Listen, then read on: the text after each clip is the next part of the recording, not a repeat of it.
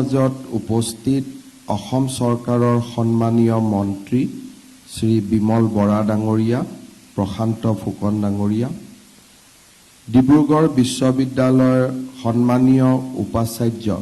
Professor Jiten Hazarika ডাঙৰীয়া, ৰাজ্য চৰকাৰৰ উচ্চ শিক্ষা বিভাগৰ সচিব শ্ৰী নাৰায়ণ কোঁৱৰ ডাঙৰীয়া, সভাস্থলীত উপবিষ্ট সন্মানীয় বিধায়কসকল, ডিব্ৰুগড় বিশ্ববিদ্যালয়ৰ বিভিন্ন বিভাগত পাঠদান আৰু শিক্ষাদানত সদা ব্যস্ত অধ্যাপক অধ্যাপিকাসকল, মহাবিদ্যালয়সমূহৰ পৰা অহা অধ্যাপক অধ্যাপিকাসকল আৰু সুধীবৃন্দ, আজি ডিব্ৰুগড় বিশ্ববিদ্যালয়ৰ বাবে এটা অন্যতম স্মৰণীয় দিন। প্ৰথমবাৰৰ বাবে ডিব্ৰুগড় বিশ্ববিদ্যালয়ত প্ৰায় 200 কোটি টকাৰ মূলধনী ব্যয়ৰ বাবে ৰাজ্য চৰকাৰ আৰু কেন্দ্ৰীয় চৰকাৰ দুইখন চৰকাৰে সহায় আগবঢ়াইছিলে আৰু ডিব্ৰুগড় বিশ্ববিদ্যালয়ৰ লগত এক দীৰ্ঘ আলোচনাৰ পিছত প্ৰকল্পসমূহ চূড়ান্ত কৰি আজি তাৰ আমি আধাৰশিলা স্থাপন অনুষ্ঠানৰ সাক্ষী হলো আৰু অনাগত 2 বছৰৰ ভিতৰত এই প্ৰকল্পসমূহ যাতে সম্পন্ন হয় তাৰ বাবেও আমি সংকল্পবদ্ধ হ'ব পাৰিলো। উত্তৰ পূব ভাৰতৰ ঔদ্যোগিক আৰু সাংস্কৃতিকভাৱে চহকী ডিব্ৰুগড় চহৰত 500 একৰ ভূমিত ব্যাপ্ত ডিব্ৰুগড় বিশ্ববিদ্যালয়ে আমাৰ ৰাজ্যখনৰ শৈক্ষিক, সাংস্কৃতিক আৰু অৰ্থনৈতিক উন্নয়নত বিশেষ অৰিহণা যোগাই আহিছে। 1965 চনত প্ৰতিষ্ঠা হোৱাৰ পাছৰে পৰা ডিব্ৰুগড় বিশ্ববিদ্যালয়ে আমাৰ ৰাজ্যখনক জ্ঞান, দক্ষতা আৰু উদ্যমিতাৰে সবল কৰি তেওঁলোকৰ মাজত ইতিবাচক মানসিকতা আৰু প্ৰমূল্যবোধৰ বীজ ৰোপণ কৰি আহিছে। ৰাজ্যৰ 9খন জিলা সামৰি 177খন স্বীকৃতিপ্ৰাপ্ত মহাবিদ্যালয়েৰে ডিব্ৰুগড় বিশ্ববিদ্যালয়ে ভৱিষ্যতৰ বিকশিত আৰু আত্মনিৰ্ভৰশীল অসম নিৰ্মাণৰ লক্ষ্য প্ৰাপ্তিত এক গুৰুত্বপূৰ্ণ ভূমিকা আগবঢ়াইছে। আহিবলগীয়া দিনবোৰত এই বিশ্ববিদ্যালয়ৰ শিক্ষাৰ্থীসকলে যাতে ব্যক্তিগত জীৱন আৰু কৰ্মক্ষেত্ৰত সফলতাৰে আগুৱাই যাব পাৰে তাৰ বাবে আজি প্ৰধানমন্ত্ৰীৰ উচ্চতৰ শিক্ষা অভিযান বা PM উষা আৰু ৰাজ্য চৰকাৰৰ বিশেষ অনুদানৰ অধীনত 2টা আন্তঃগাঁথনি বিকাশৰ পদক্ষেপৰ শিলান্যাস কৰা হৈছে। এই প্ৰকল্পৰ উদ্দেশ্য হৈছে শিক্ষাৰ্থীসকলক শৈক্ষিক, গৱেষণা আৰু পাঠ্যক্ৰম বহিৰ্ভূত ক্ষেত্ৰসমূহত সহায় হোৱাকৈ বিশ্ববিদ্যালয়ৰ আন্তঃগাঁথনিৰ আধুনিকৰণ আৰু সম্প্ৰসাৰণ ঘটোৱা। প্ৰকল্পটোত বিশ্ববিদ্যালয়ৰ বিভিন্ন ব্যৱস্থাৰ উন্নয়ন, আধুনিক প্ৰযুক্তিৰ সংযোজন, এনাৰ্জি এফিচিয়েঞ্চি আৰু বহনক্ষম বিকাশৰ দিশসমূহ সামৰি লোৱা হৈছে। এই পদক্ষেপে শিক্ষাদানৰ সা-সুবিধা বৃদ্ধিৰ লগতে শিক্ষাৰ্থীৰ আৱাসৰ সুবিধা, পৰীক্ষাগাৰ আদি সবলীকৰণে বিশ্বমানৰ শিক্ষাগত মান পূৰণ কৰাৰ লগতে বিশ্ববিদ্যালয়খনত বিৰাজমান শিক্ষাৰ সমৃদ্ধ পৰিৱেশক আৰু অধিক উত্তৰণ ঘটাব। প্ৰধানমন্ত্ৰীৰ উচ্চতৰ শিক্ষা অভিযানৰ অধীনত প্ৰায় 71 কোটি টকাৰ প্ৰকল্প ব্যয়েৰে ডিব্ৰুগড় বিশ্ববিদ্যালয় আন্তঃগাঁথনি উন্নয়নৰ বাবে ৰূপায়ণ কৰিবলগীয়া পদক্ষেপসমূহ হৈছে ছাত্ৰীসকল থকাৰ খোৱাৰ সা-সুবিধাৰে 176খন বিচনাযুক্ত ছাত্ৰী নিবাস নিৰ্মাণ,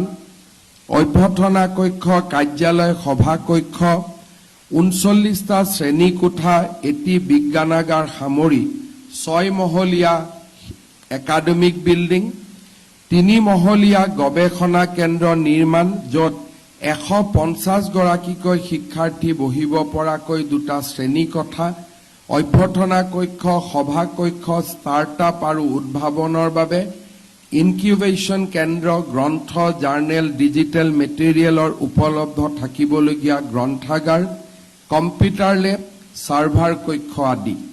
ৰাজ্য চৰকাৰৰ বিশেষ অনুদানেৰে মুঠ 75 কোটি 49 লাখ টকা ব্যয়েৰে বিশ্ববিদ্যালয়ত 5টাকৈ আন্তঃগাঁথনিমূলক পদক্ষেপ ৰূপায়ণ কৰা হ'ব। ছাত্ৰীসকলৰ বাবে 324খন বিচনাযুক্ত ছাত্ৰী নিবাস, বিশ্ববিদ্যালয়ৰ মূল প্ৰৱেশদ্বাৰৰ পৰা আৰম্ভ হোৱা বৰ্তমানৰ পথটো বহলৰ লগতে সৌন্দৰ্যবৰ্ধন, 3টাকৈ শোৱনি কোঠাযুক্ত 16টা আৱাসিক কোৱাৰ্টাৰ, এথলেটিক ট্ৰেক আৰু ফুটবল খেলপথাৰ, 1000 আসনযুক্ত দৰ্শকৰ আসনত সুবিধা সামৰি ক্ৰীড়া প্ৰকল্পত 400 মিটাৰৰ 8টা লেনৰ সিন্থেটিক ট্ৰেক নিৰ্মাণ, ব্যায়ামগাৰৰ উন্নয়ন। এই প্ৰকল্পসমূহৰ লগতে ডিব্ৰুগড় বিশ্ববিদ্যালয়ত দ্বিতীয় সংস্কৰণত আৰু প্ৰায় 50 কোটি টকাৰ বিভিন্ন আঁচনি আমাৰ বিবেচনাধীন হৈ আছে, যিসমূহ অনতিপলমে স্বীকৃতি পাব। এই পদক্ষেপসমূহ সম্পূৰ্ণ হৈ উঠিলে বিশ্ববিদ্যালয়ৰ আন্তঃগাঁথনি অধিক সবল হোৱাৰ লগতে শিক্ষাৰ্থীসকলৰ বাবে উন্নত শৈক্ষিক বহিৰ্পাঠ্যমূলক কাৰ্যকলাপৰ এক যোগাত্মক পৰিৱেশ গঢ় লৈ উঠিব। ৰাজ্য চৰকাৰে ৰাজ্যৰ বিভিন্ন বিশ্ববিদ্যালয়ত আমি আন্তঃগাঁথনি আৰু আধুনিক প্ৰযুক্তিৰে সুসজ্জিত কৰাৰ বাবে বিভিন্ন পদক্ষেপ হাতত লৈছিলোঁ। ডিব্ৰুগড় বিশ্ববিদ্যালয়ত 200 কোটি টকাৰ সহায়ৰ সমান্তৰালভাৱে আমি ৰাজ্যৰ আটাইকেইখন নতুন বিশ্ববিদ্যালয়, ভট্টদেৱ বিশ্ববিদ্যালয়, মাধৱদেৱ বিশ্ববিদ্যালয়, যোৰহাটৰ মহিলা বিশ্ববিদ্যালয় আৰু আমাৰ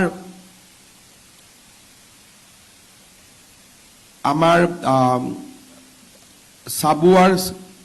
স্পৰ্টছ ইউনিভাৰ্চিটি, এই আটাইকেইখন বিশ্ববিদ্যালয়লৈ আমি 50 কোটি টকাকৈও ইনফ্ৰাষ্ট্ৰাকচাৰ গ্ৰাণ্ট আগবঢ়াইছিলোঁ আৰু ইয়াৰ ভিতৰত হোজাই ৰবীন্দ্ৰনাথ ঠাকুৰ বিশ্ববিদ্যালয়ো আছিলে আৰু প্ৰায় কেইখন বিশ্ববিদ্যালয়তে এই নিৰ্মাণ কাম প্ৰায় সম্পূৰ্ণ হৈও উঠিছে। সমান্তৰালভাৱে কেইটামান দিন আগতে গুৱাহাটী বিশ্ববিদ্যালয়ৰ বাবেও ৰাজ্য চৰকাৰে 200 কোটি টকাৰ উন্নয়নমূলক আঁচনি লোৱাৰ বাবে ব্যৱস্থা আৰম্ভ কৰিছে। বড়োলেণ্ড বিশ্ববিদ্যালয়ৰ বাবেও ওদালগুৰিত আন এটা কেম্পাছ নিৰ্মাণৰ বাবেও ৰাজ্য চৰকাৰে ব্যৱস্থা হাতত লৈছে। উচ্চ শিক্ষাৰ বিকাশৰ এক নতুন পৰ্যায়লৈকে ৰাজ্য চৰকাৰ আগবাঢ়ি গৈ ৰাজ্যত আৰু 7খন নতুন বিশ্ববিদ্যালয় স্থাপনৰ বাবে ৰাজ্য চৰকাৰ আগবাঢ়িছিলে আৰু অহাকালি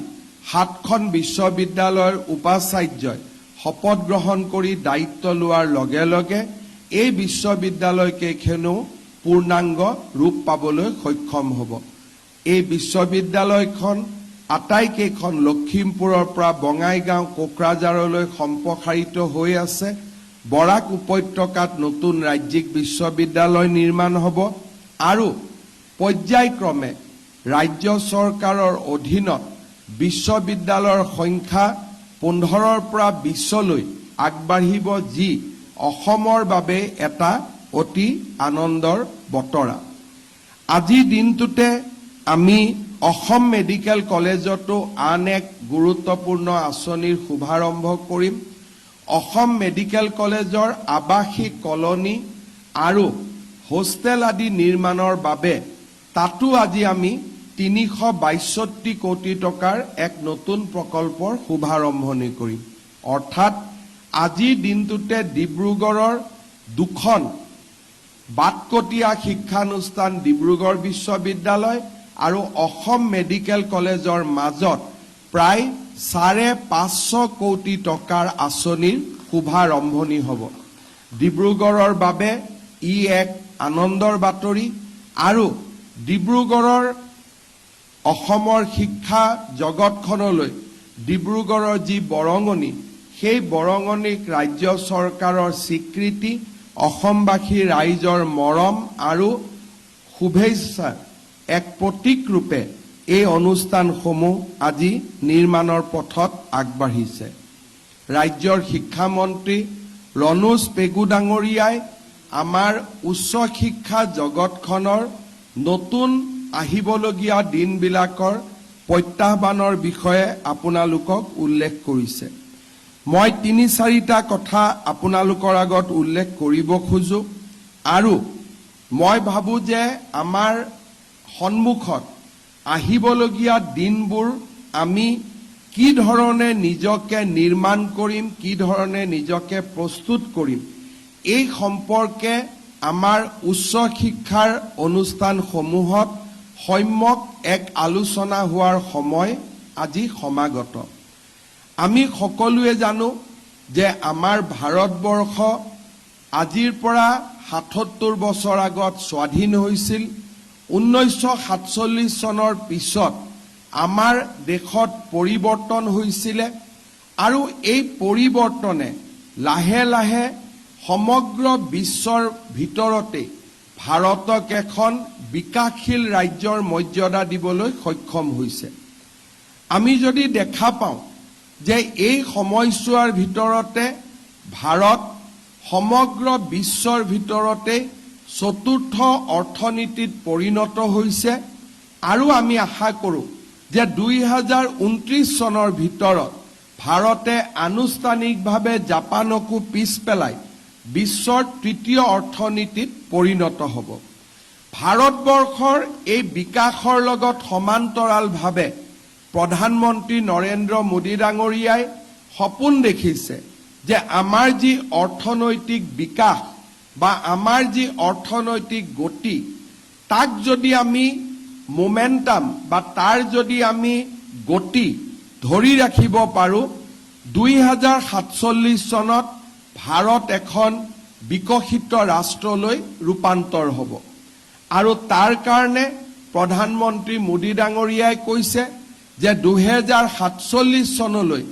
আমাৰ যি যাত্ৰা, সেয়া অমৃতকালৰ যাত্ৰা আৰু আমি নিজকে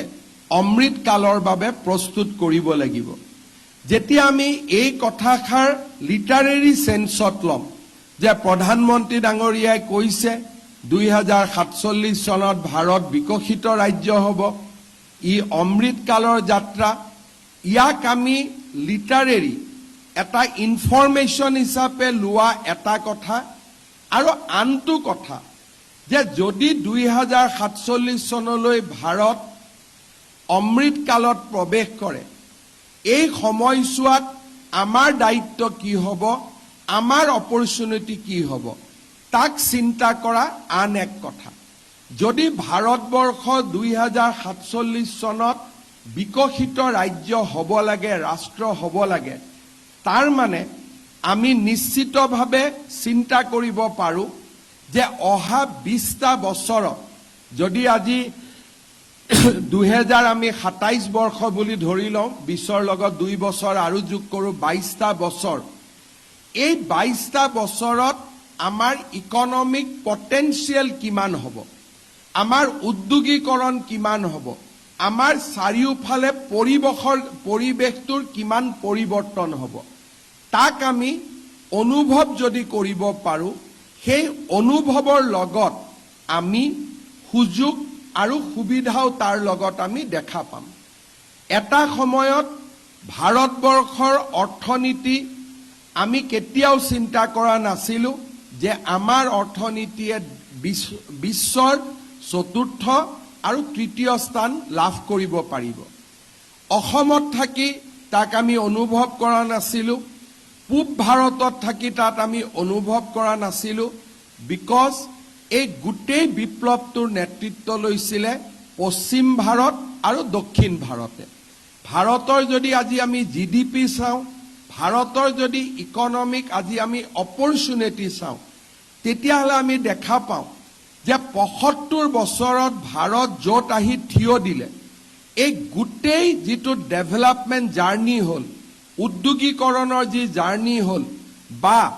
শিক্ষা, মহাকাশ, ক্ৰীড়া, এই গোটেই যিটো জাৰ্ণি হ'ল, that journey was led by Southern India and Western India. আমি যদি আজি দেশৰ জিডিপিৰ হিচাপ কৰোঁ, অসমৰ যদি জিডিপি আজিৰ দিনত ৬ লাখ কোটি টকা, মহাৰাষ্ট্ৰৰ জিডিপি আজিৰ দিনত 30 লাখ কোটি টকা, গুজৰাটৰ জিডিপি 25 লাখ কোটি টকা, তামিলনাডুৰ GDP in the range of 25 lakhs to 30 lakhs crore. অৰ্থাৎ যদি পূব ভাৰতৰ আৰু উত্তৰ ভাৰতৰ ৰাজ্যসমূহ এফালে আমি থৈ দিওঁ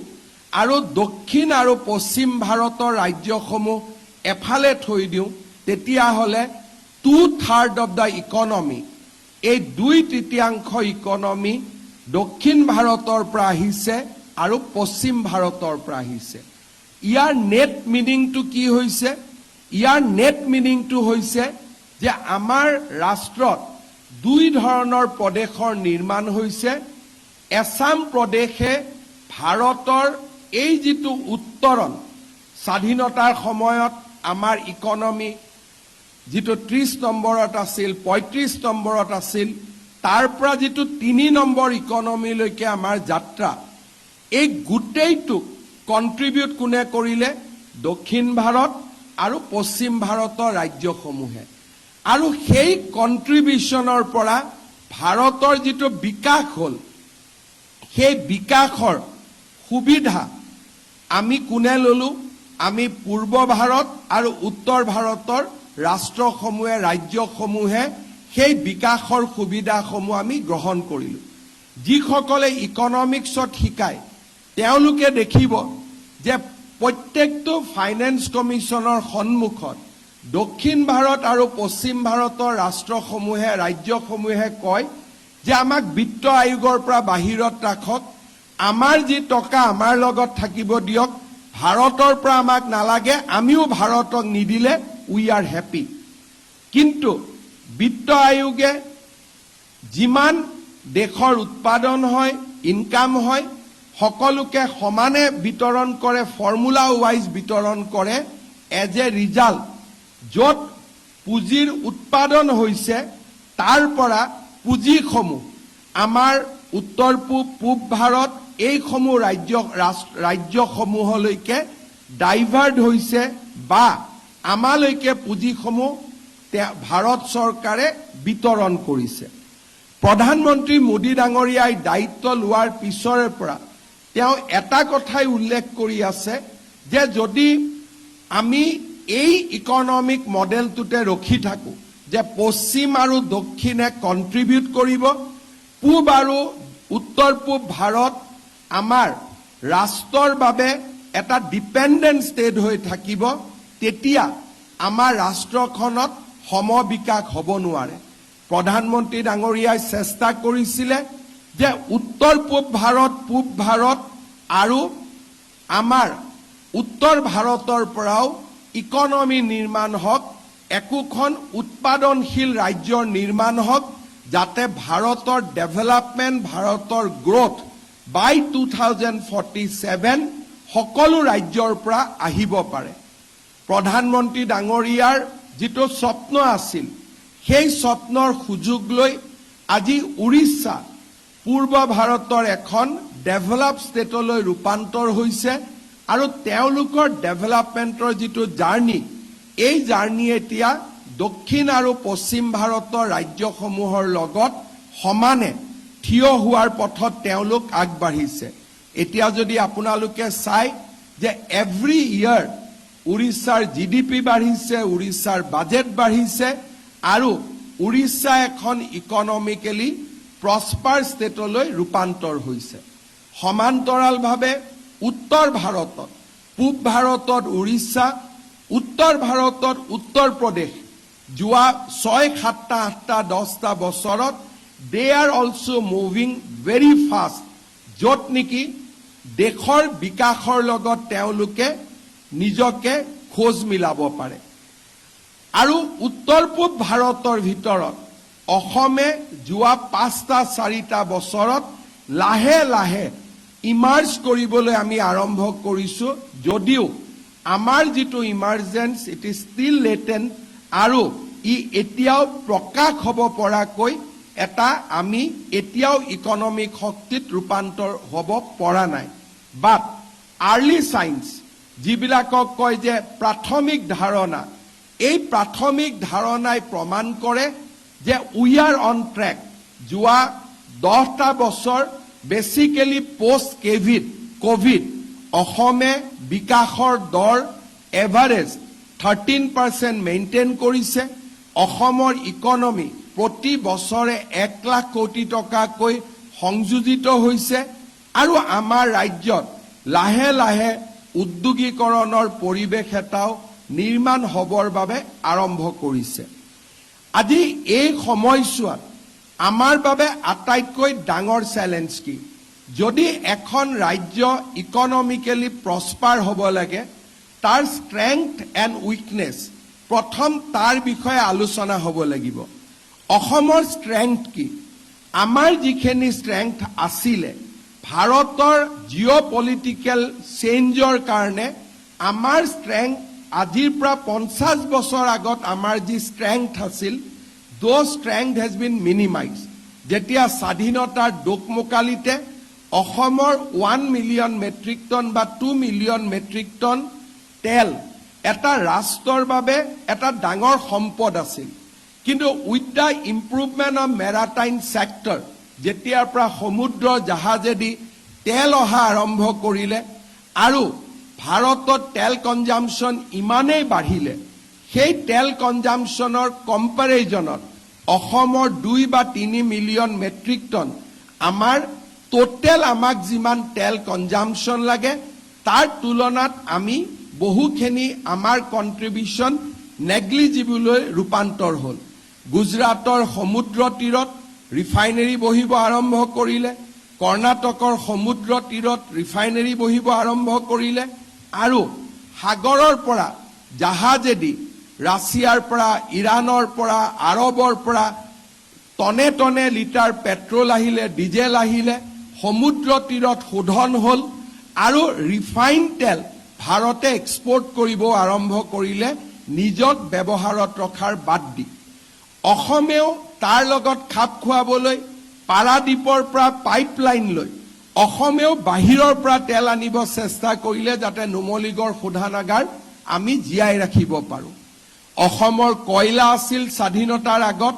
কিন্তু এই কয়লাৰ যিটো উৎপাদন মহানদী কোল ব্লক যেতিয়া উৰিষ্যাত আৱিষ্কাৰ হ'ল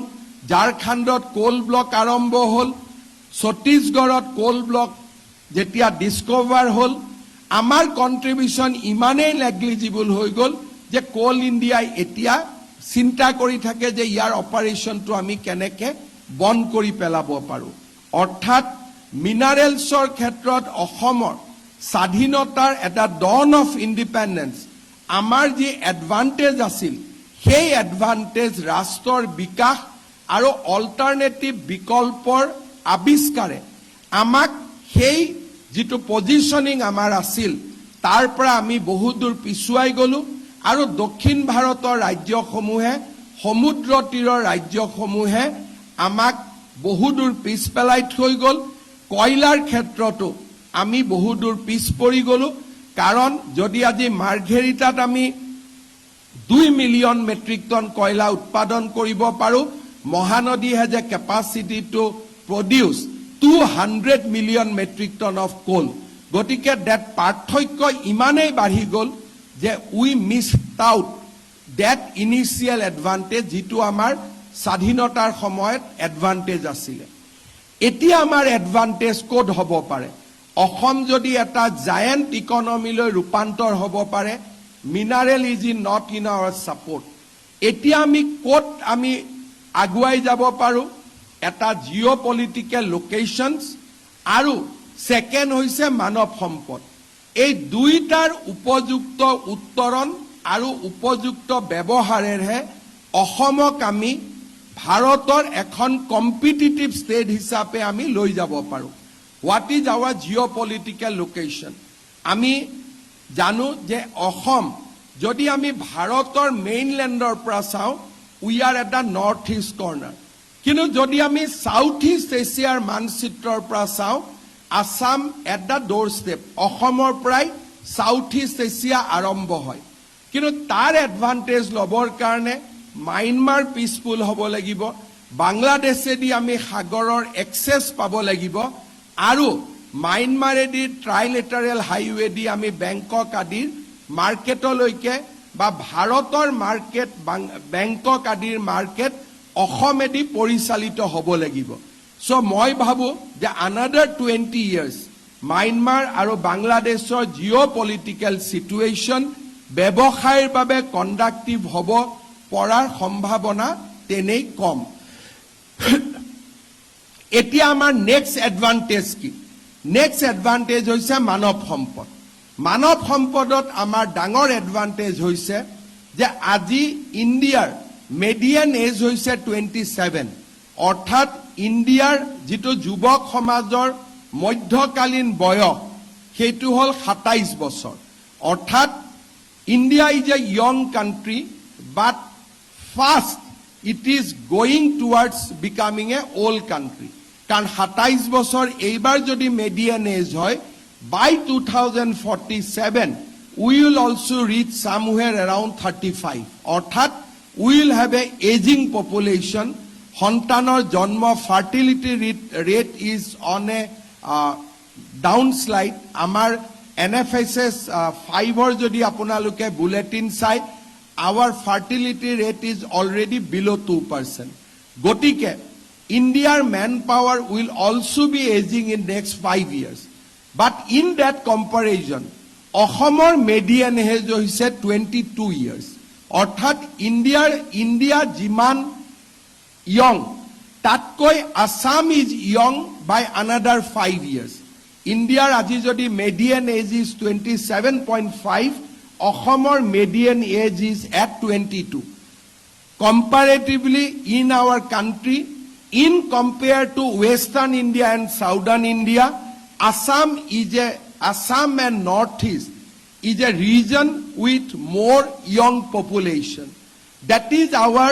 basic advantage. So, আমি যদি এই young population to production লৈকে আনিব পাৰো, productive কৰিব পাৰো, আমি যদি এটা কম্পিটিটিভ ইয়থ ফোৰ্স এটা আমি নিৰ্মাণ কৰিব পাৰো Assam can claim a new position in our economic journey আজি আমি অসমত উদ্যোগ আহিব পাৰে এটাই কাৰণে উদ্যোগ আহিব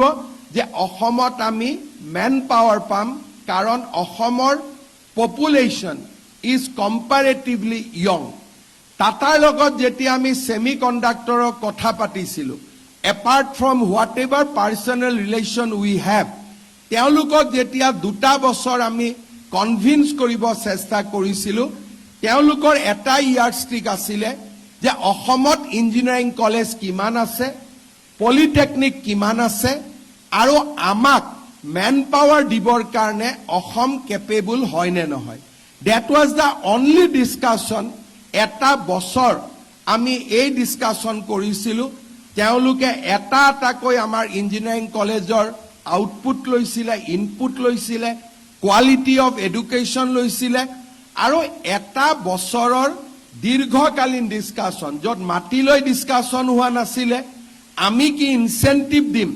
তাৰ বিষয়ে আলোচনা হোৱা নাছিলে এটাই আলোচনা হৈছিলে যে আইআইটি গুৱাহাটীয়ে কিমান ম্যান পাৱাৰ নিৰ্মাণ কৰে ইঞ্জিনিয়াৰিং কলেজ বিলাকে কিমান ম্যান পাৱাৰ নিৰ্মাণ কৰে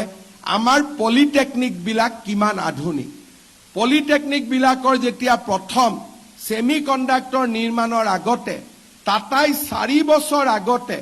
আমাৰ পলিটেকনিক বিলাকক আধুনিকৰণৰ বাবে 3000 কোটি টকা অসম চৰকাৰৰ লগত আমি একেলগে বিনিয়োগ কৰিছিলো যাতে আমাৰ ষ্টুডেন্টে আৰ্টিফিশিয়াল ইন্টেলিজেন্স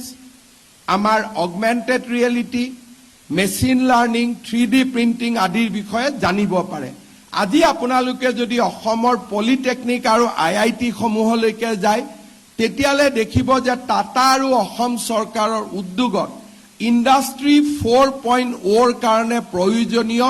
মানৱ সম্পদ নিৰ্মাণৰ কাৰণে we have created a infrastructure. Bharat চৰকাৰে নেইলিট ইউনিভাৰ্চিটি অসমক দিলে যাতে we can create manpower for industry 4.0.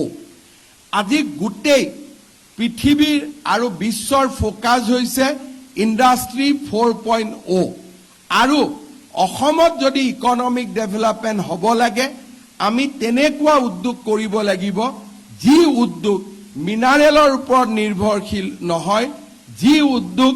খনিজ পদাৰ্থৰ ওপৰত নিৰ্ভৰশীল নহয় যি উদ্যোগ কমপ্লিটলি মানৱ সম্পদৰ ওপৰত নিৰ্ভৰশীল সেমিকন্ডাক্টৰ ইজ এ ইণ্ডাষ্ট্ৰি য'ত কোনো ৰ মেটেৰিয়েলৰ প্ৰয়োজন নাই ৰ materials R very very negligible ইয়াত কি লাগে ক্ৰাফটমেন যে কেনেকৈ আমি এটা সেমিকন্ডাক্টৰ চিপ আমি সুন্দৰ কৰি নিৰ্মাণ কৰিব পাৰো আজি অসমৰ 1000 ছোৱালীয়ে কৰ্ণাটকত কাম কৰি আছে যাতে জাগিৰোডত আহি তেওঁলোকে যোগদান কৰিব পাৰে ইট ইজ অল এবাউট ৱৰ্কমেনশ্বিপ কি ধৰণে আমি নিজৰ ৱৰ্কমেনশ্বিপ আমি দেখুৱাব পাৰো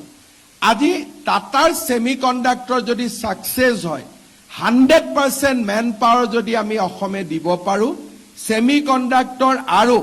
ইয়াৰ লগত জড়িত গোটেই ইকোসিস্টেমটো আমি অসমলৈকে লৈ আহিব পাৰো কিন্তু অসমত ইণ্ডাষ্ট্ৰি হ'ব ম্যান পাৱাৰো বাহিৰৰ পৰা আহিব তাৰ ৰ মেটেৰিয়েলো বাহিৰৰ পৰা আহিব কেতিয়াও অসমত উদ্যোগীকৰণ নহয় কাৰণ যদি ৰ মেটেৰিয়েলো অসমত নাই ম্যান পাৱাৰো অসমত নাই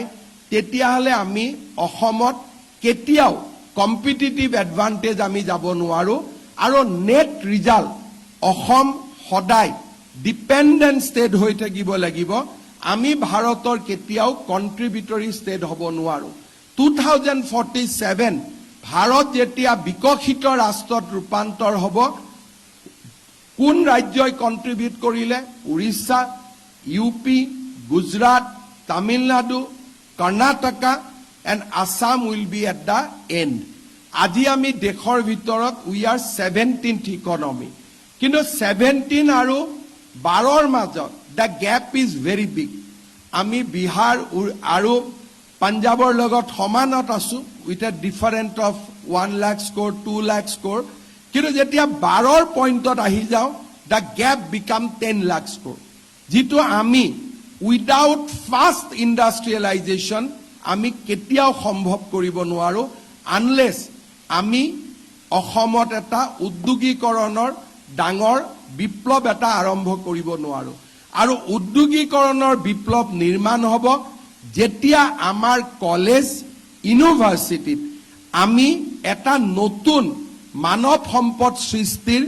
আমি এটা ফ্যাক্টৰী হিচাপে বা কাৰখানা হিচাপে আমাৰ শিক্ষানুষ্ঠানসমূহক আমি নিৰ্মাণ কৰিব পাৰিম আৰু তাৰ কাৰণে কলেজসমূহ আধুনিক হ'ব লাগিব কলেজ ইউনিভাৰ্সিটিয়ে নতুন চিন্তাৰে আৰু নতুন নতুন জ্ঞানেৰে আমি আমাৰ সমাজখনক ছাত্ৰ সমাজক আগুৱাই লৈ যাব লাগিব we have to create manpower which will be relevant for the country by 2047 আমাৰ ল'ৰা ছোৱালীয়ে যদি ফিজিক্স পঢ়ে কোয়ান্টাম ফিজিক্স নপঢ়ে কৰবাত আমি ট্ৰেডিশনাল চাকনয়াটোৰ ভিতৰত থাকি যাম আমাৰ কলেজসমূহত যদি আৰ্টিফিশিয়াল ইন্টেলিজেন্স যদি আমি ল'ৰা ছোৱালীৰ মাজত ইয়াক আমি কেতিয়াও এতিয়া ৰবট মেচিন আমি কাকো ৰখাব নোৱাৰো আজিৰ পৰা 5 বছৰ পিছত আমি ৰেষ্টুৰেণ্টত যাম ৰবটে আমাক আহি চাহ দিব ৰবটে আমাক আহি ভাত দিব আজিৰ পৰা 10 বছৰ পিছত কোনো আৰ্মিৰ জোৱানে যুদ্ধ কৰিব নাযায় ৰবটে গৈ যুদ্ধ কৰিব ৰাছিয়া ইউক্ৰেইনৰ যুদ্ধত ইতিমধ্যে ৰবটে যুদ্ধত জয়নিং কৰিছে তেওঁলোকে যুদ্ধ কৰিছে we have to give just command আজি আমি মেচিনে কাম কৰিব মেচিনক নিয়ন্ত্ৰণ কৰাৰ শক্তি আমাৰ ছাত্ৰ ছাত্ৰীৰ হ'ব লাগিব we must know how to control machine learning or বিষয়ে আমি জানিব লাগিব data analytics যিমানে আমাৰ ৰাজ্যসমূহ আগুৱাই যাব data will play the most vital role এতিয়া আমাৰ কৰিবলগীয়া কথা বিশেষ একোৱেই নাথাকে যোৱাকালি আমি এডুকেশ্যন ডিপাৰ্টমেণ্ট ডিব্ৰুগড়ত আলোচনা হওঁতে আমি আলোচনা কৰোঁতে দেখিছিলোঁ যে অসমত ড্ৰপ আউট ইমান পাৰ্চেণ্ট ছেকেণ্ডাৰী লেভেলত 20%। আমি আলোচনা কৰি আছোঁ অসমত কেনেকৈ ড্ৰপ আউটটো আমি ৰখাব পাৰোঁ immediately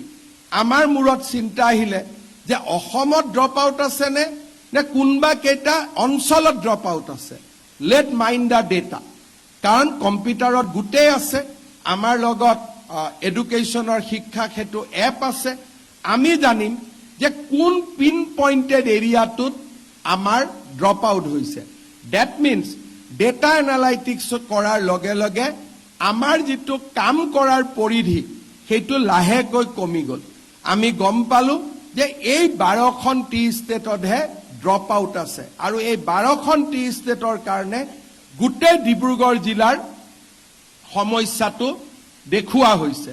then let us go to date 12 টি ষ্টেট তাতে আমি উলিয়াব পাৰোঁ যে কোনটো পৰিয়ালৰ পৰা ড্ৰপ আউট হৈ আছে because we have the data যেতিয়া আমাৰ কলেজবিলাকত ডেটা থাকিব অনুষ্ঠানত ডেটা থাকিব data analysis will now resolve the problem আগতে আমি ভাবি থাকোঁ যে ড্ৰপ আউট হৈছে ডেফিনেটলি লোৱাৰ আছামত ড্ৰপ আউট হৈছে নলবাৰীত হৈছে বৰপেটাত হৈছে যেতিয়া আমি ডেটা এনালাইচিছ কৰোঁ তেতিয়া আমি দেখা পাওঁ 92% attendance in Barpeta and 70% attendance in Tinsukia কিন্তু সাধাৰণতে মানুহৰ ধাৰণা হ'ব যে বৰপেটা পিছত আছে তিনিচুকীয়া আগত আছে but when you data analyse the data আসল পিকচাৰটো আপোনাৰ কাষত আহি পাব চ' আমাৰ ষ্টুডেণ্টে will will run by the data analytics আমাৰ ষ্টুডেণ্টে ইয়াৰ বিষয়ে কিমান জানে এই গোটেই পৃথিৱীখনত অসমক আমি আটাইতকৈ ইণ্ডাষ্ট্ৰীৰ কাৰণে পজিশ্যনিং কৰিব পৰা আমাৰ একমাত্ৰ ৰাস্তাটো হৈছে মানৱ সম্পদ আমাৰ হাতত আজিৰ দিনত এটাই ডাঙৰ এডভান্টেজ আছে যে we have a median age of 22 years we are young then the rest of the country আৰু we can create a huge different kind of manpower মই আমাৰ ইউনিভাৰ্চিটি কলেজ সকলোকে মই আহ্বান কৰিম যে we need to create a manpower যি manpower ৰিচাৰ্চত যাব পাৰে যি মেন পাৱাৰে আমাক ষ্টাৰ্টআপ ইনোভেশ্যনৰ ফালে লৈ যাব পাৰে আৰু যি মেন পাৱাৰে বিশ্বৰ বিভিন্ন নতুন নতুন অঞ্চলৰ চাহিদা পূৰণ কৰিব পাৰে আজি আমাৰ যোৱা কেইদিনমান আগতে এডভান্টেজ অসমত মই জাপানত গৈছিলোঁ কোৰিয়াত গৈছিলোঁ দুইখন ৰাষ্ট্ৰ অসমৰ পৰা মানুহ লাগে কাৰণ জাপানৰ আজি মেডিয়ান এজ ইজ 48 years সকলো কাম ৰবটে কৰে মানুহে কাম কৰিবলগীয়া তাত মানুহেই নাই তাত ডেকা ল'ৰা ছোৱালী য়ং ক্ৰাউড দেখা পাবলৈ নাই কাৰণ মানুহে সন্তান জন্ম দিব নোখোজে মানুহে ষ্ট্ৰেছত আহিব নোখোজে আৰু সেইকাৰণে they prefer not to produce children কালি আমি ডিব্ৰুগড় কেবিনেটত আমি এপ্ৰুভ কৰিছোঁ যে আমি ল'ৰা ছোৱালীক জাপানী ভাষাত আমি শিকোৱাম আৰু জাপানক আমি মেন পাৱাৰ পঠাম জাপানৰ স্পিকাৰ অসমত আহিছিল মোক কৈছিলে যে 5 লাখ অসমৰ ল'ৰা ছোৱালী মই ল'ব পাৰোঁ যদি তহঁতি জাপানীজ লেংগুৱেজ শিকাই দিব পাৰোঁ আমাৰ অসমত নিবনুৱা কিমান আছে অসমত যদি নিবনুৱা 20 লাখ আছে 5 লাখ যদি অকল জাপানে লৈ থৈ দিয়ে আমাৰ কাৰণে সমস্যা ক'ত অৰ্থাৎ আজি নিবনুৱা কোনো নাথাকে unless education system doesn't make them unemployable যদি আমাৰ ইউনিভাৰ্চিটিত আজি ফৰেন লেংগুৱেজ শিকোৱা নহয় আজি যদি ইউনিভাৰ্চিটিত সায়েন্স এণ্ড টেকনলজিৰ ওপৰত শিকোৱা নহয় ইউনিভাৰ্চিটিত আজি হিউমেনিটিজৰ নতুন নতুন ফ্ৰণ্টিয়াৰ বিষয়ে শিকোৱা নহয় দেন উই আৰ মেকিং পিপল আনএমপ্লয়েবল চৰকাৰে মানুহক নিবনুৱা কৰা নাই নিবনুৱা কোনে কৰিছে শিক্ষা ব্যৱস্থাই নিবনুৱা কৰিছে অসম উদ্যোগীকৰণত পিছুৱাই আছে বেলেগৰ কাৰণে নহয় আমাৰ education system is not able to give আছ দ্য হিউমেন ৰিচোৰ্চ সো মই ভাবো নেক্সট 5 ইয়াৰ্ছত অসম যদি গ্ৰ' কৰিব লাগে our single most attention has to be in creating a competitive manpower আৰু যদি আমি competitive manpower নিৰ্মাণ কৰিব পাৰো তেতিয়াহলে আমাক কোনেও ধৰি ৰাখিব নোৱাৰে I see a brighter future for Assam in next 10 years আজি আমি মঙ্গলদৈ স্কিল ইউনিভাৰ্সিটি আনিছো entire courses are designed for industry 4.0 তাতে আমি কি শিকাইছো তাতে আমি লৰা ছোৱালী শিকাইছো বা আমি কোর্স আনিছো how to be part of the financial market কারণ যেনেকে যেনেকে ইন্ডাস্ট্রি বাঢ়ি থাকিব stock exchange related financial market related ক্ৰিপ্টোকাৰেন্সিৰ পৰা আৰম্ভ কৰি নতুন নতুন ফ্ৰন্টিয়াৰ্স বিলাক খুলি থাকিব we have to create a manpower to support that new frontiers AI থাকিবই তাৰ লগতে নতুন নতুন আমাৰ জিমান ফ্ৰন্টিয়াৰ্স খুলিব আমি সিঙ্গাপুৰৰ লগত কোলাবৰেট কৰিছো যে স্কিল ইউনিভাৰ্সিটিক আমি সেই ধৰণে এম্পাৱাৰ কৰি কৰি গৈ থাকিম ভাৰত চৰকাৰে আমাক নেইলেট ইউনিভাৰ্সিটি দিছে য'ত নেকি সেমি কণ্ডাক্টৰৰ পৰা আৰম্ভ কৰি গোটেই মেন পাৱাৰ ক্ৰিয়েচনৰ এটা নতুন ব্যৱস্থা মুকলি হ'ব মই আমাৰ বিশ্ববিদ্যালয়সমূহকো আহ্বান কৰিম যে next 5 years is our time we have to change and we have to make our human resource ready for the new world আমি জাপানিজ ল্যাঙ্গুৱেজ আনিম ইউনিভাৰ্সিটি কোৰিয়ান ল্যাঙ্গুৱেজ আনিম কেইদিনমান আগতে আপোনালোকে নিউজ পাইছে যে UAE ইউনাইটেড আৰব এমিৰেটছে ইণ্ডিয়ান মানুহৰ কাৰণে মাত্ৰ 23 লাখ টকাত তেওঁলোকে জীবনৰ কাৰণে পিৰিয়ডিক ভিসা দিব খুজিছে because they need manpower are this is for only India আপোনালোকে গুগল কৰিব সাত জিপিটি কৰিব পাব যে UAE has open the market for India যে মাত্ৰ 23 লাখ টকা দিলেই মানুহে দুবাইৰ স্থায়ী বাসিন্দাৰ প্ৰমাণ ল'ব পাৰিব কিন্তু কোনে those who have knowledge of nursing education those who have knowledge of IT সেই ধৰণে they have categorized 70 trade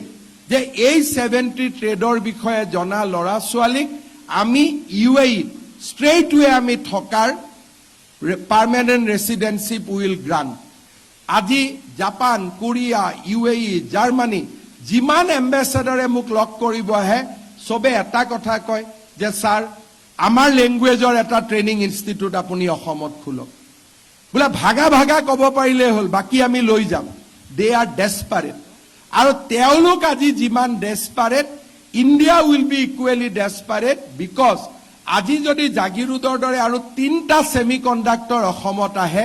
1.5 lakh লৰা ছোৱালী লাগিব কৰ পৰা আমি পাম জাগিৰোডত 30,000 লাগিব আৰু 3টা যদি আমি ক্ৰেক কৰিব পাৰো উই ৰিকোয়াৰ 90,000 ম্যান পাওয়াৰ কোনখন কলেজে আমাক দিব আজি আমি যোৱা 3টা বছৰত দেখা পাইছো হায়াৰ এডুকেশ্যনত আমাৰ এডমিশন বঢ়া নাই we are at static stage আজি যদি আমি দেখা পাওঁ গাঁৱৰ কলেজ বিলাকত students number is coming down Samarth পোৰ্টেলত again it is all about data analytics Samarth পোৰ্টেলত ডাটা এনালাইটিক্স কৰিলে আমি দেখা পাওঁ যে ৰুৰেল কলেজত ষ্টুডেন্ট ট্ৰিমেন্ডাছলি কমিব আৰম্ভ কৰিছে আৰবানৰ ফালে আছে বাট it is not very encouraging. The increase is not even 10%. Reason being, population jetia kome, student to bahibo nuare. Our population is on decline. Jodi Ohomor eta community jodi ami bad diu. Our rest of all community, our population is declining. Shibosagar, Dibrugarh, Lakhimpurot, ami student enupua hoi jam after 5 years because এতিয়া যদি আপোনালোকে survey কৰে ডিব্ৰুগড় ইউনিভাৰ্সিটিৰ ওচৰে পাজৰে সকলো পৰিয়ালে এটা এটা সন্তান জন্ম দি আছে so your students will become 50% পাঁচটা জন্ম দিয়াটো এতিয়া এটা জন্ম দি আছে so in next 5 years Dibrugarh ইউনিভাৰ্সিটিয়ে বাহিৰত গৈ পেলাই ইনভাইট কৰিব লাগিব যে মোক স্টুডেন্ট দিয়ক ইমান যে আজি 500 বেডৰ হোস্টেল বনাইছো এই হোষ্টেলত চৰৰ পৰা ল'ৰা ছোৱালী নাহিলে ইয়াৰ ল'ৰা ছোৱালী থকা ৰাস্তাই নোহোৱা হ'ব because we will not have young manpower আমাৰ লগত young manpower নাই so Assam is facing a different kind of challenges আৰু আমাৰ educational institute university must discuss those challenges আৰু আমি কেনেকে relevant হৈ থাকিম কেনেকে প্ৰাসংগিক হৈ থাকিম how will change our outlook all this should be in our agenda for next 5 years আজি আমি definitely election of 2026 to 31 our journey should be to reinvent our academic institute আমি কেনেকে institute বিলাকক reinvent কৰিম কেনেকে আমি সময় উপযোগী কৰিম কেনেকে এখন ইনষ্টিটিউটত আমি পৰিৱৰ্তন আনিব পাৰিম আজি ডিব্ৰুগড় ইউনিভাৰ্চিটিৰ পৰা ওলোৱা এটা ল'ৰা ছোৱালীও আনএমপ্লয়েড হৈ নাথাকে যদি we can train them for stock market যে কেনেকে stock marketত কাম কৰিব লাগে কিন্তু আমি যদি political science-ত বেছিকৈ admission দি থাকো actually we are creating manpower which will be unemployed চৰকাৰক কলে লাভ নহব যে আপোনালোকে নিবনুৱা সৃষ্টি কৰিছে নিবনুৱা সমস্যা সৃষ্টি কৰে এডুকেশনাল ইনষ্টিটিউটে যদি আমি মানুহক আজিৰ দিনত পলিটিক্যাল সায়েন্সত 30টা এডমিশন হ'ব লাগে ইফ উই এডমিট 200 কৰ পৰা এপইন্টমেন্ট পাব কিন্তু একেটা ইনষ্টিটিউটে যদি নিজক ৰিইনভেন্ট কৰে and we create manpower at IT along with the Japanese language এজনো ইয়াত unemployed হৈ নাথাকে so entire approach we have to reinvent কাৰণ এতিয়া অসমত মাটিৰ তলত সম্পদ নাই অসমত যিমান সম্পদ আছে মাটিৰ ওপৰত আছে আমাৰ কেতিয়াবা আবেগিক হৈ মানুহে কয় আমাৰ তেল আছে আমাৰ কয়লা আছে এতিয়াতো আমি we can make lot of research যে মহানদীত কিমান কোল আছে মাৰ্ঘেৰিটাত কিমান কোল আছে আম্বানিয়ে আৰু ৰাছিয়াৰ ৰজভেল্টে যিমান তেল তেওঁলোকে 35 মিলিয়ন মেট্ৰিক টন আৰু 25 মিলিয়ন মেট্ৰিক টন অকল গুজৰাটৰ জামনগৰতে ৰিফাইন কৰে ট্ৰাকেদি আনে ওকে জাহাজেদি আনি ম্যাঙ্গালোৰ ৰিফাইনাৰী কৰ্ণাটকত কতো খনিজ তেল নাই কিন্তু Mangalore refinery refine more crude than Numaligarh refinery কাৰণটোৱে হ'ল যে এতিয়া বিশ্বৰ কবাটো খনিজ সম্পদ থাকিলে it will travel ইয়ালৈকে গুছি আহিব সেই কাৰণে আৰু কেনেকে গুছি আহিব by pipeline by ships there are no problem কাৰণ আজি তেওঁলোকৰ যেটো ষ্টৰ তেওঁলোকৰ যেটো মিনাৰেল ৰিজাৰ্ভিয়ৰ বহুত কান্ট্ৰিত আৰব ৰাছিয়া তাৰ লগত we do not stand anywhere আৰু অসমৰ পৰা আমি পঠিয়াই গুজৰাটত পঠিওৱাতকৈ জাহাজেদি ইৰানৰ পৰা হাতু it is more economic গতিকে মই ভাবো আমাৰ কলেজ সমূহতো we have to debunk lot of old theories যে এই old theories বিলাক এটা relevant নহয় যাতে আমাৰ লৰা ছোৱালী আন্দোলন নকৰে যাতে আমাৰ লৰা ছোৱালীয়ে ৰং নোশনত গৈ থিয় হৈ নাথাকে যে সকলো আছিল সকলো আছে আমি কিয় নাই সো আমাৰ সকলো আছে কি আছে we have you যিজনে আন্দোলন কৰিছে তেৱে এটা মানৱ সম্পদ আৰু তেও যেতিয়া আন্দোলন কৰে he is a wasted manpower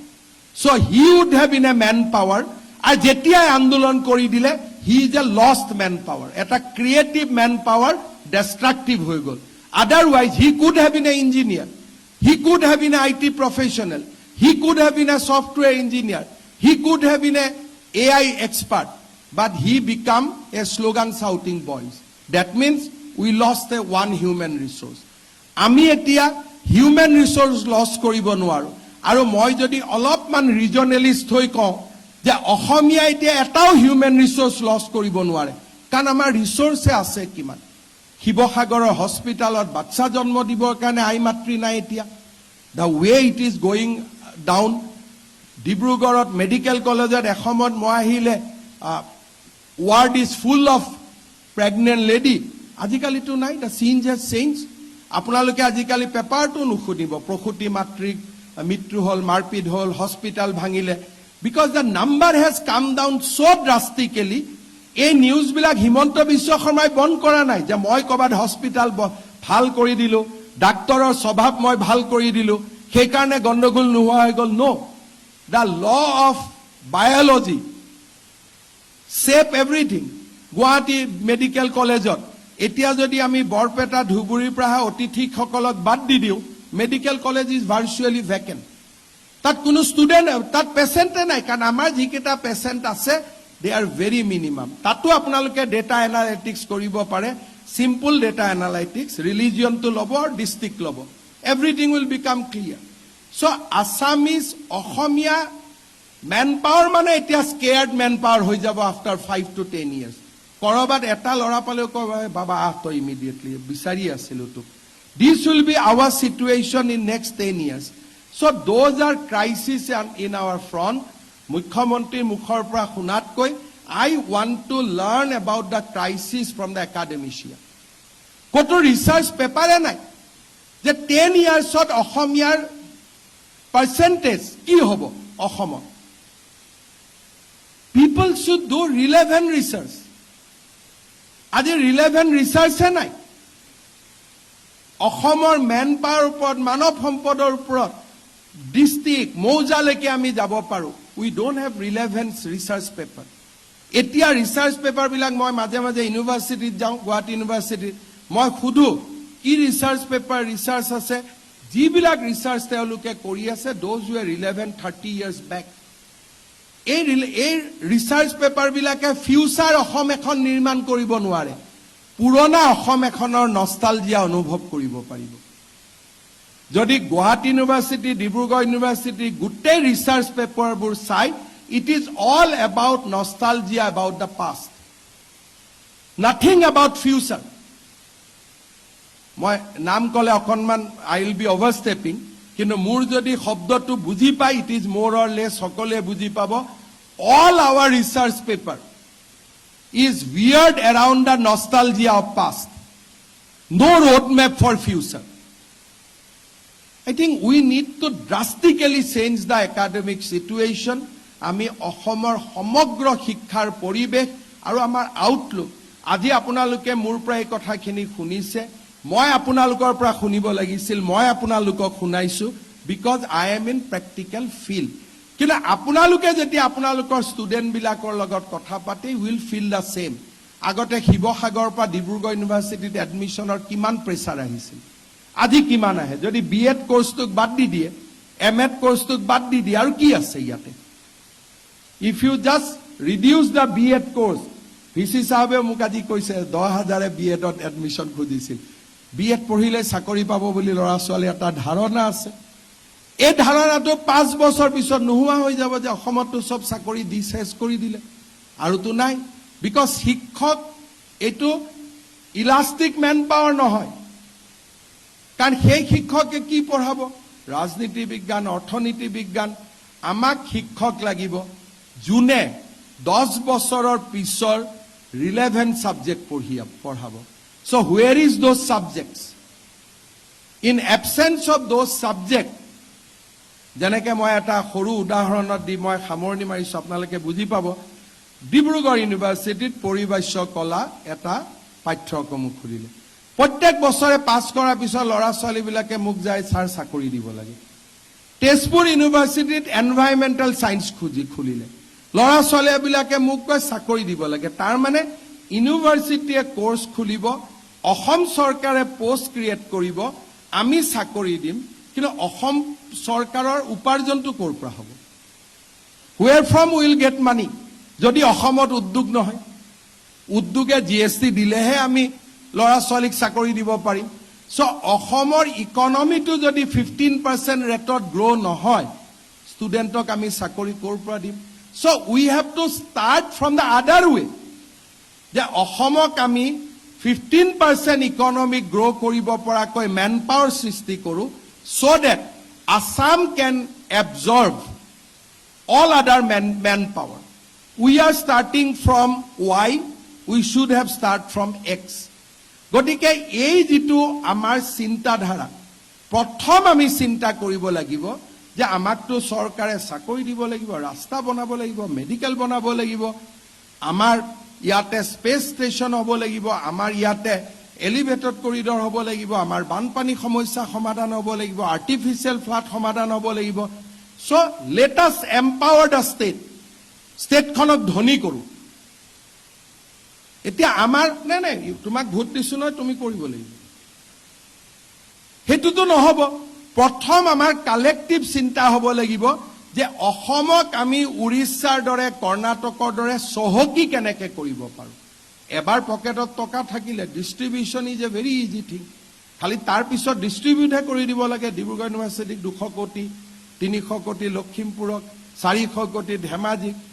এইটো কামটোতো আমি ভাল কৰি ল'ম। কিন্তু প্ৰথম একাডেমিচিয়াই চিন্তা কৰিছেনে নাই যে মুখ্যমন্ত্ৰীজনে টকাটো ক'ৰ পৰা পাব। We are not thinking that. আৰু হিমন্ত বিশ্ব শৰ্মাটো সদায় মুখ্যমন্ত্ৰী নহয়, মুখ্যমন্ত্ৰী যে ইনষ্টিটিউশ্যন, যে এই ইনষ্টিটিউটটোৱে টকা ক'ৰ পৰা পাব। নাই মোদীয়ে দিব। হোৱাই দে উইল গিভ, এটা দিনলৈকে দিব, তাৰপিছত কিয় দিব। আদাৰ ষ্টেটবিলাকে ক'ব যে আমাৰ টকাটো তাত কিয় আপোনালোকে লৈ গৈ আছে। আই think all the economics department should study the memorandum in the 15th Finance Commission by the advanced state. আপোনালোকে ইমান দূৰলৈকে নাযায়, কিন্তু মইতো আহ্বান কৰিম যে all the economics department should download the memorandum of Assam and memorandum of Karnataka. আমাৰ মেমৰেণ্ডামত আছে আমাক অলপ বেছিকৈ টকা দিয়ক, কৰ্ণাটকৰ মেমৰেণ্ডামত আছে আপোনালোকেও নল'ব আমিও নিদিওঁ। So that is their memorandum. আমিও এনেকুৱা এখন মেমৰেণ্ডাম দিব পৰা পজিশ্যনলৈ আহিব লাগিব যে আমিও নিদিম আপোনালোকেও নিদিব। আন্দোলন কৰা ল'ৰাবিলাকৰ বাদ দিয়ক কথা যে তেল আছে, কয়লা আছে, আমি ধনীয়ে। That is Paresh Baruah mentality. সেইটো মেণ্টেলিটি 30 বছৰ পুৰণা mentality. That has change altogether. আৰু সেইটো চেঞ্জ হৈছে নে, you can do the Google, the mineral resources of Assam vis Orissa. Just one Google and you will get all the answer. Mineral resources of Andhra Pradesh vis-a-vis Assam. Only one Google will resolve all the answer of my appeal. So I can let us collectively think that how we will reorient our academic system relevant to the present day world 2047. আৰু মই ভাবো তেতিয়াই আমি এখন সুন্দৰ আৰু প্ৰতিভাশালী বিকশিত অসম লাভ কৰিব পাৰিম। আকৌ এবাৰ মই লাষ্ট সামৰিছো যে এতিয়া আমাৰ লগত the most vital resource we have, that is the human resource. Because our median age is 22, India's median age is 27.5. We are young by India by 5 years. So that is our advantage. আমি যদি এইটো advantage নলম, 5 বছৰত our median age also will become 27, then 29, then 30. We lost the advantage. So this is the time to grab. Next 5 years, we have to make ourselves relevant to the present day world. আজি মই এই কথাখিনিকে ডিব্ৰুগড় বিশ্ববিদ্যালয়ত এটা ভাল দিনত আপোনালোকক অনুৰোধ জনাই মই মোৰ বক্তব্যৰ সামৰণি মাৰিছোঁ।